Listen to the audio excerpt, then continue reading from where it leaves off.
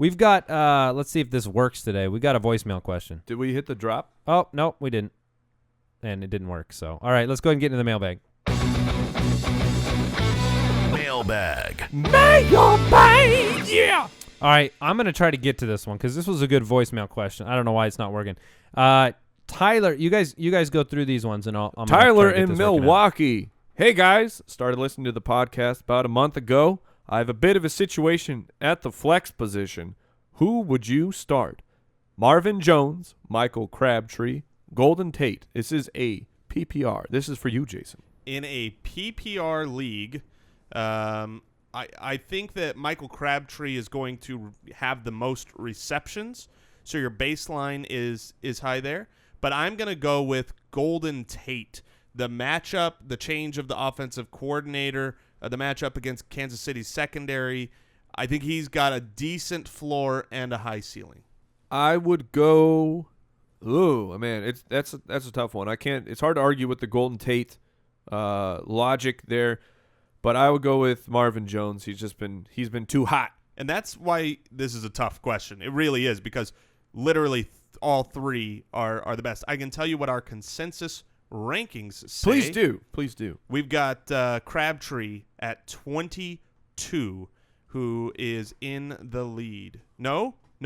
Golden Tate comes in at 18. All right, Golden Tate is your answer.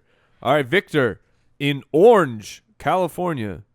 Is that it might supposed to be Orange County? No, it's just Orange. Just Orange? Is there a city called Orange? Yep. Those crazy Californians.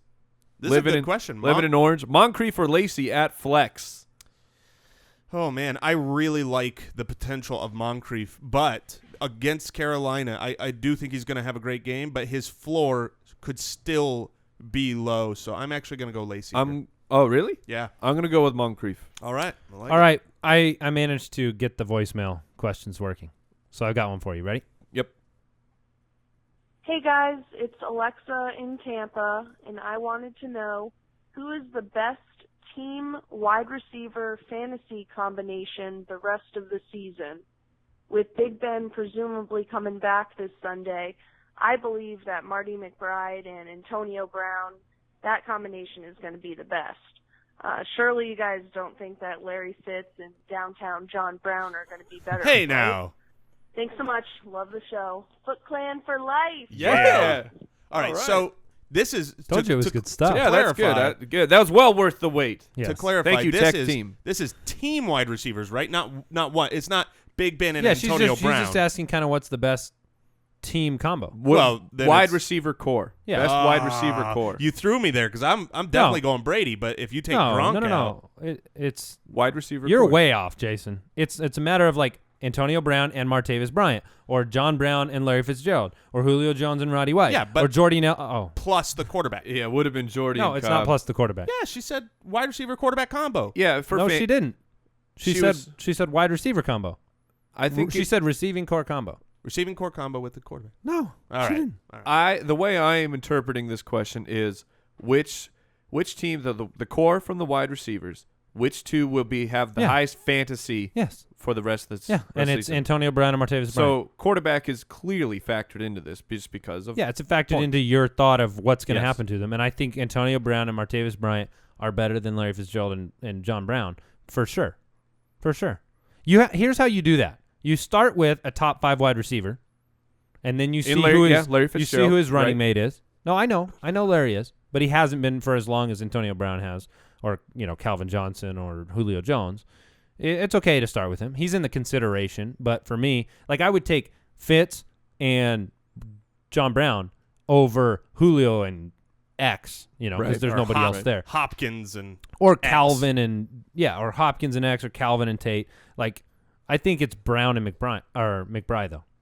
Brown and McBride? Yeah, Antonio Brown and I was McBride. thinking John Brown was there's dual Brown situation here. Yeah. I can agree that I think Brown and Martavis will be the best core moving forward. Yeah, you got to go with that. I'm going to throw out 2 sneaky ones though. Okay.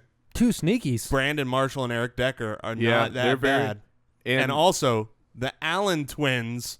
I'm just saying. Allen Robinson, Allen Hurns. Yep.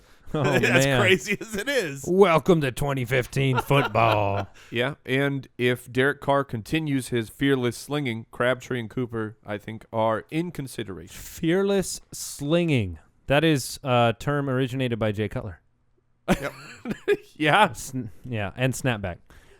We'll see what happens. I told some people who were in the streaming category, and we'll close on this, but if you've been streaming quarterbacks, somebody wrote me they had Bortles and Carr.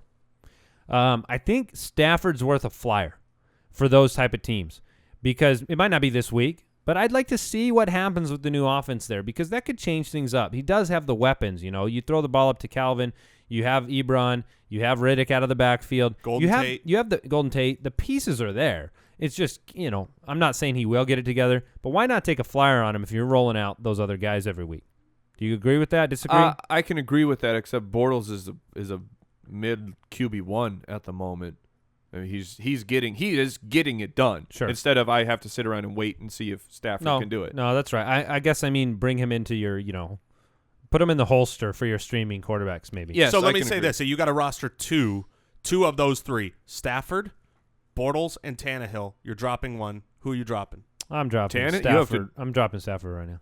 I'm dropping. I would drop Tannehill. Well, of course, everybody would after last night. My goodness. So, all right. Hey, thanks for listening this week. We appreciate everybody. Check out jointhefoot.com. Join our community. They just came out with a mobile app, so you can now follow the Foot Clan and the Fantasy Footballers on your phone as well. Goodbye. Thank you for listening to another edition of the Fantasy Footballers Podcast. Don't forget to visit us on the web at www.thefantasyfootballers.com and follow us on Twitter @TheFFBallers.